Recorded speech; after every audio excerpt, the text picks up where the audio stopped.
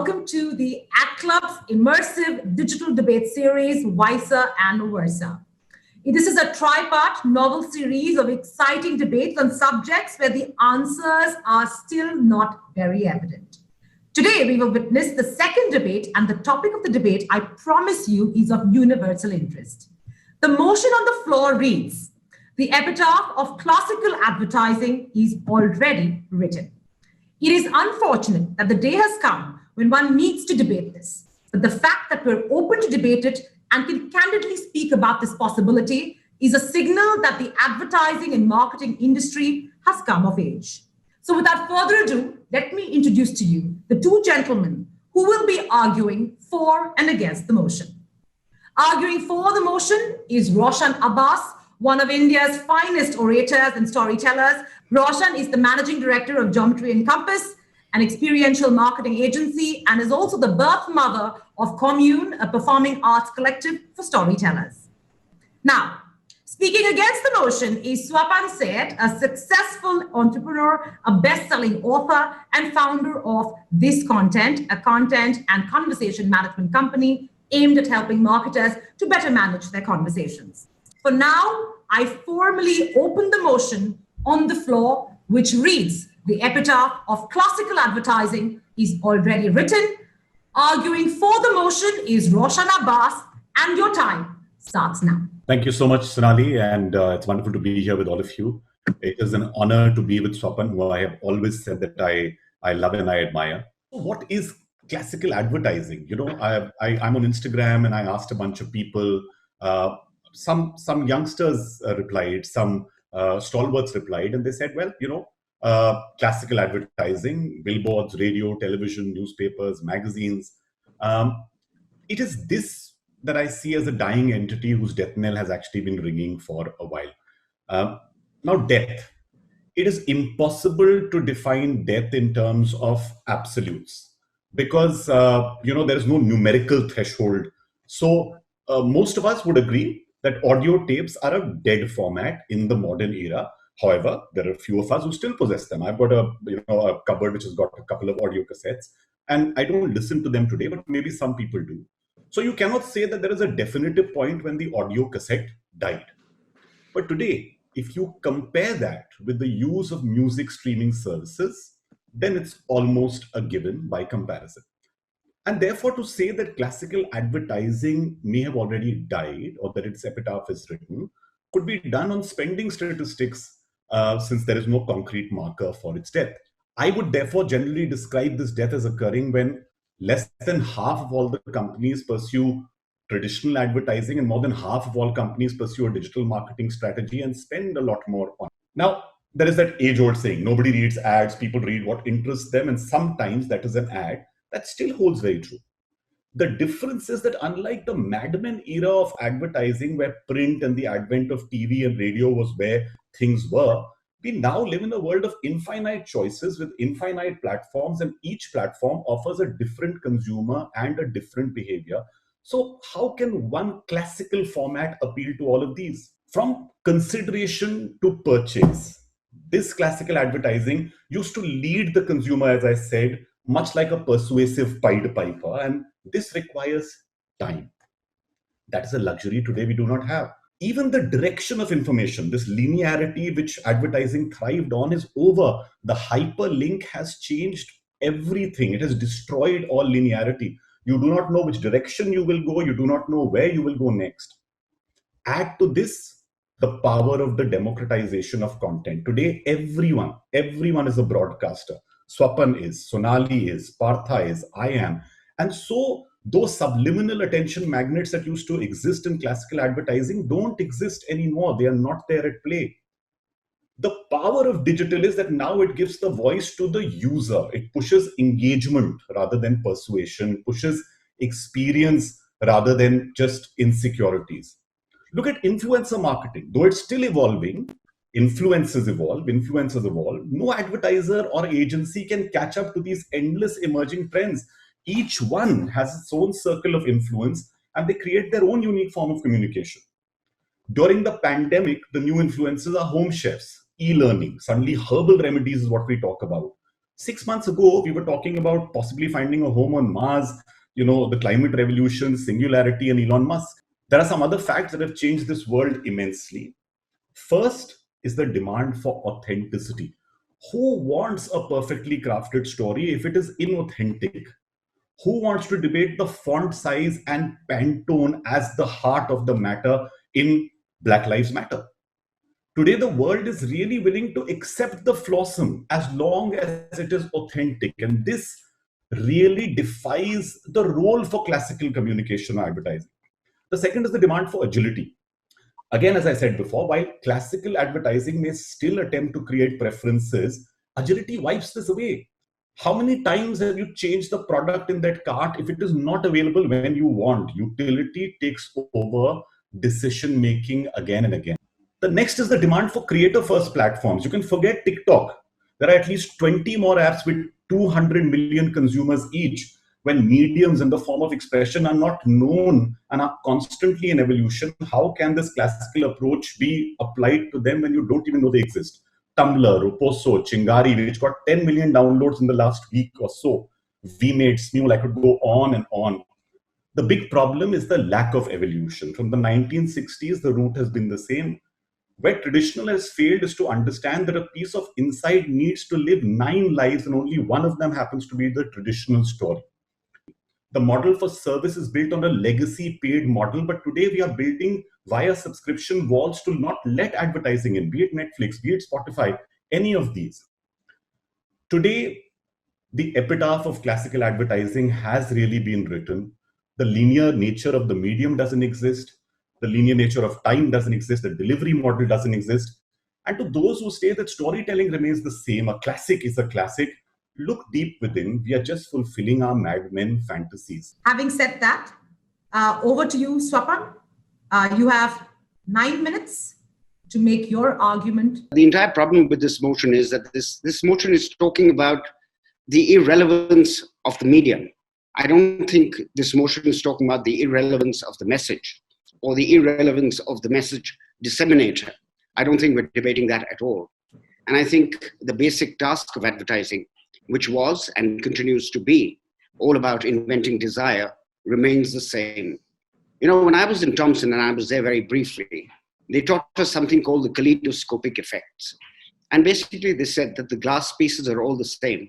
It's just when you shift the kaleidoscope, the pattern changes a bit. And I think that's really what's happened. The pattern has changed a bit. And amidst this entire pattern changing, there's been a large hue and cry about how irrelevant advertising has become. And I'm thoroughly confused because I fail to understand the fact that, you talked about storytelling being irrelevant or not as relevant as it probably was. I need to understand whether the Google Cholet ad, which was shown on TV as well, was it relevant? Did it create empathy? The Nescafe Stammer ad, I could go on and on, the Bonvita mother and son ad. I think the basic elements of advertising will never change. The ability to create connections, the ability to leap from insights, the ability to appeal to the hearts of people will always, always remain consistent. Yes, Roshan is right. The means of communication, the change of the screens, all of that has changed. But that is really a process of evolution. It is not a process of death. Interestingly, on June 25th, Amazon announced that it was going to have a live television service for its Prime viewers. So much for Amazon believing that television didn't exist. And in my own mind, there's this complete confusion about machines and AI. And there's this lovely thing that I read, and it was written by, I think, Wendy Clark. And Wendy Clark said that there are two kinds of conversations that can happen. You can either go to a party in an evening and meet a lady and say, what do you do? And how was your day? And how many kids how many kids you have? And Wendy called that an algorithmic conversation. And she says the other conversation is you go to a party and you say, so what do you do? You're a nurse? Oh, wow, even my mom is a nurse. So which hospital do you work? And that becomes an engaging conversation. Another interesting tidbit. A Japanese agency hired an artificial intelligence creative director about 12 years ago. I'm told he's still not won a line. So I think machines will never replace human beings. Empathy will always remain there. And the basic tenets and rules of advertising will remain unsullied and certainly not be dead. And now I want to share with you the complete confusion that seems to exist. And I'm going to quote two marketers for whom I'll never get to work. Okay, so I'll never get to work for MasterCard and Unilever in my life. And so MasterCard has this absolutely swashbuckling CMO called Raja Mannar, who says that he's moved over to experiential marketing and doesn't believe that conventional advertising is of any use. He's the same guy who aired the co-workers commercial on NBC during the pandemic. So he went back to television. He talked about experiential marketing. I fancier these terms because as far as I'm concerned, the made for each other contests was experiential marketing. And where is experiential marketing going to be now when we're going to be wearing masks, where we'll be maintaining distances of 6 feet from each other? I mean, how are we going to have those wine tasting, and how is Diageo going to do those single malt things? Obviously, they'll have to start making things like disinfectants and stuff like that. Brian Whipple of Accenture went and bought Droga 5. And he says he bought it because it renews the emphasis that he as a company would like to place on creativity. And therefore, he thought it was important to buy a vanilla classical advertising agency to add value to the consulting business. And then Mike Duda of an ad agency called Deutsch says consulting is not good enough anymore. So there's complete confusion. And I think we're all caught in this entire whirlpool where it's becoming more and more fashionable to say that advertising is dead or is dying. I don't think that's possible. I think half of the advertising spends are still spent on vanilla advertising. Just $350 billion are spent on digital. So if it's still relevant, it's important. When you talk about advertising being intrusion or being a disturbance to the consumer, 5 out of 10, one out of 5 desktops in the US have ad blockers on them. So the point of the matter is that I don't think it is the end of advertising. And and I would like to end with this fabulous quote from Rishad Tobaccowala of Publicis, who says, and Rishad said, we agencies aren't dinosaurs. We're actually cockroaches. People don't like seeing us. People don't like us. But we're the only ones who've been around the longest and through everything. Thanks.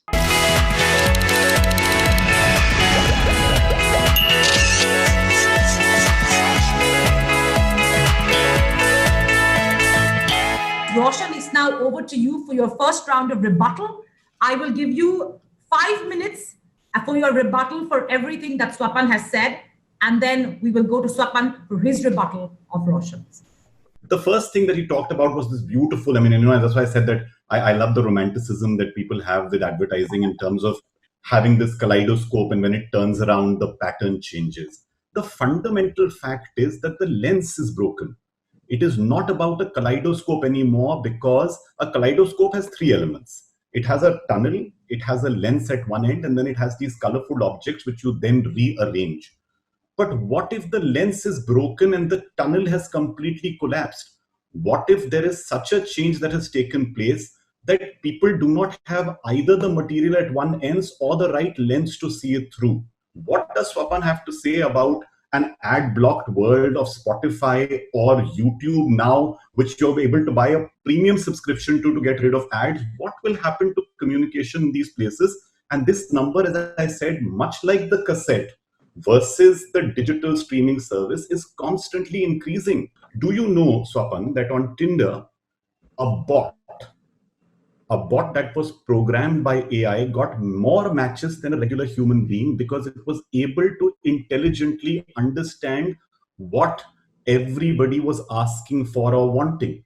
The fact of asking about the nurse, what would data do? Data would first tell you that the mother was a nurse, and you would be more prepared to ask her questions about what is she doing during the pandemic.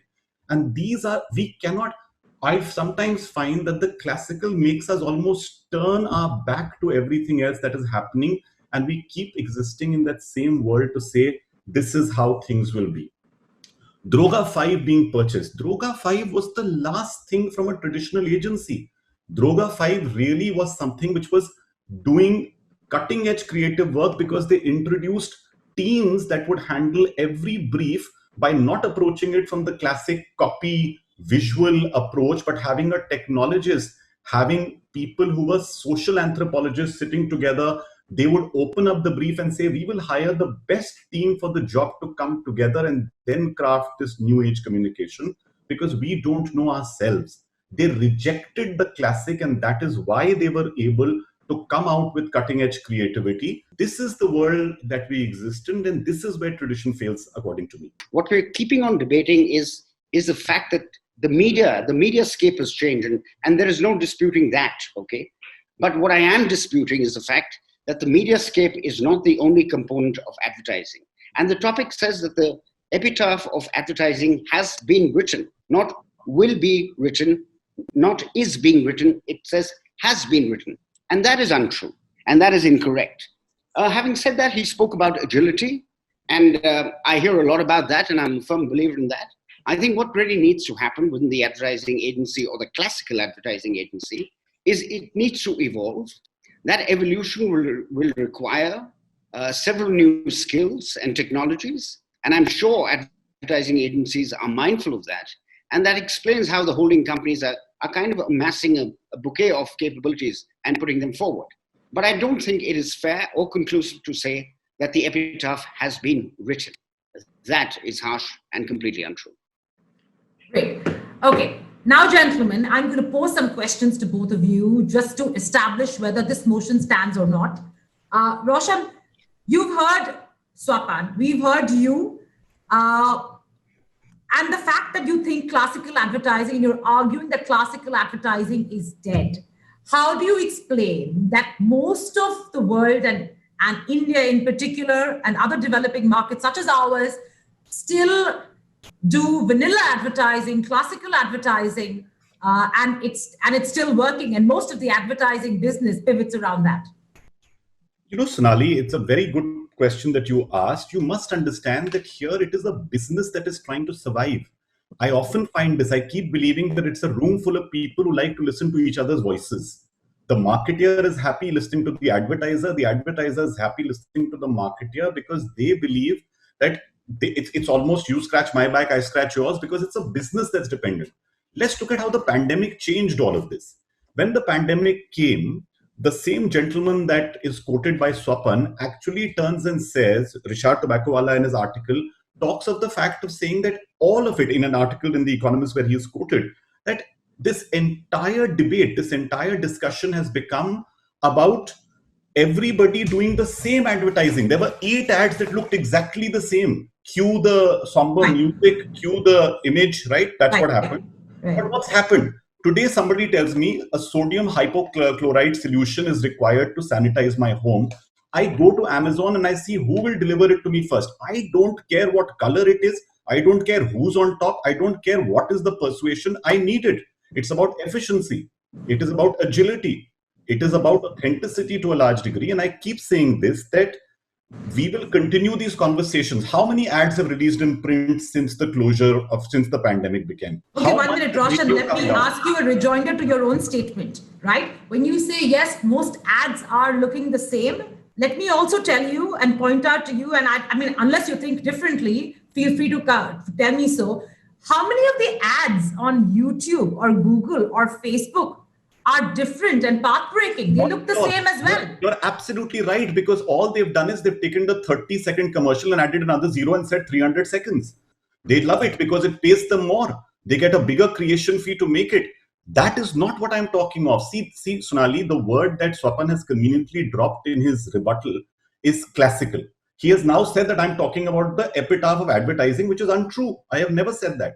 I'm only talking about classical advertising because I believe its form and function has been defined, and that's what defines a classic. If it is ever revolutionary, if it is coming up, what is his strategy for Vigo? What is the strategy for Quora?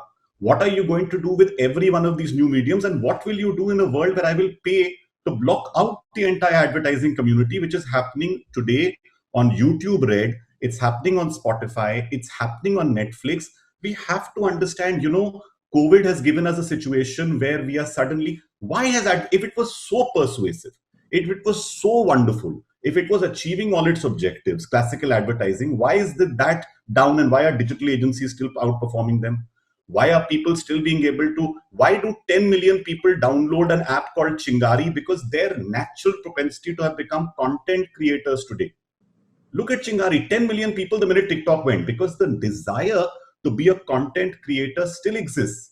And they will continue to do that. And you will have to, as a brand, go directly to that person and bypass the advertiser entirely, because they will craft your communication, because they know what is the method, the medium, the person, and their language. Do you think agency people are living in their own zone compared to, let's say, marketers who are looking to, get with the program, look at new mediums, get slightly more differentiated when they're communicating with the millennials? Do you think they are living in their zone of denial? So the point of the matter is, I'm not a huge fan of advertising people per se, I must say, because I do believe that they live in la la land, and all of them are still obsessed with their pencils and sharpeners and lions and elephants and all other stuff like that.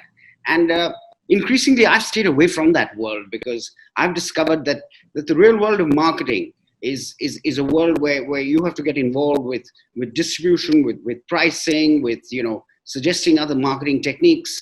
And even when I started ThisContent, I started well before the phrases content creation were fashionable and all of that. But Sonali, everyone is like a deer in the headlights. Even marketers, I think no one really has a conclusive answer in terms of what to include in their advertising budgets, what media to include, what to exclude. I think everyone is grappling with the entire thing. If the case is that the classical advertising style still exists and still has value and still has the potential to create desire and hence translate into sales, why is it that today content creators on TikTok and many such other platforms are able to create content that goes viral and are being tapped into by agencies now? And why is it that traditional agency creative guys or copywriters of the advertising fraternity are not able to, basically write or communicate in such a manner? Because we've become a very, very mediocre fraternity, Sonali. I think the craft of the conversation, the craft of thinking, the craft of communication has all dissipated dangerously as far as advertising people are concerned. And I think we're incapable of creating good content. And therefore that good, and we need to take cognizance of that, and we need to understand why we're being, outraced by people who content for other media. And because, like I said, we've lived in a very, very sheltered world. Our bonuses are linked to, whether you want 20 lions or 45 elephants and all of that. Look at how you're compensated. But there is a great mediocrity which lies in our... And I really feel that, and Swapan is contemplative because of the fact that, he's a person who genuinely, I feel, is a classic. And I will continue to say this always. He said... Calling you dead. No, it's not at all. That's why Tiger जिंदा है. नहीं, tiger बिल्कुल जिंदा है. Tiger को ने अपना atmosphere अलग बना लिया है. बिल्कुल. टाइगर दुनिया से दूर इसीलिए रहता है. And I think people like Swapan need to actually bring that joy back for everybody to realize. Otherwise, classical advertising will die, and it will be a tragic day. What do you mean will die? Are you then? What are you saying? That it's not yet dead? I've constantly said, that the epitaph. No, Sonali somehow has to But having said that, both points have been noted. You are right. There is no winner. There is no loser. Happy to have had a free-flowing conversation on what's working, what's not working, what needs to be done. I think the winners is just the industry. The fact that the industry is able to have this conversation, and is able to take both sides, both points of views. Hats off to the ACT Club for this initiative. Thank you very much. Hope all participants enjoyed this as much as I did. Thank you again, Roshan and Swapan, for your time. Thank you so much, Swapan. Thank you.